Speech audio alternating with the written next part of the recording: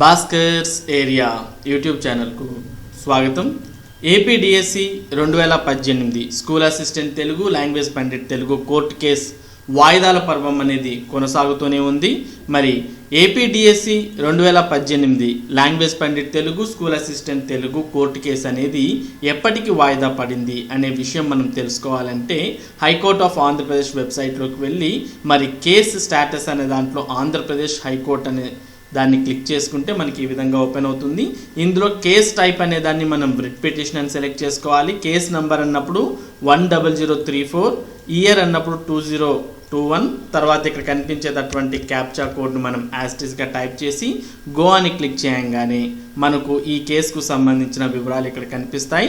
WP/10034/2021 K Naresh versus state of Andhra Pradesh.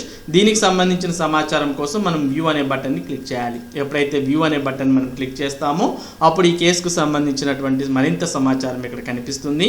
ఇక్కడ మనం చూడవచ్చు నెక్స్ట్ హీరింగ్ డేట్ అంటూ August 9, 2021 అనేది చూపిస్తుంది. మరి ఈ కోర్టు కేసును మరలా August 9వ తేదీకి వాయిదా వేయడం జరిగింది. ఆ సమాచారాన్ని మనం ఇక్కడ చూడవచ్చు. మరి నెక్స్ట్ August 9వ తేదీన మరలా ఏపీ డిఎస్సి 2018 కోర్టు కేసు అనేది హీరింగ్కు రాబోతోంది. ఇది ఈ కేసుకు సంబంధించినటువంటి సమాచారం.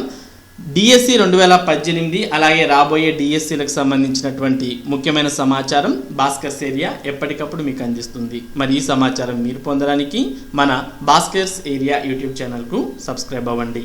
Thank you for watching this video.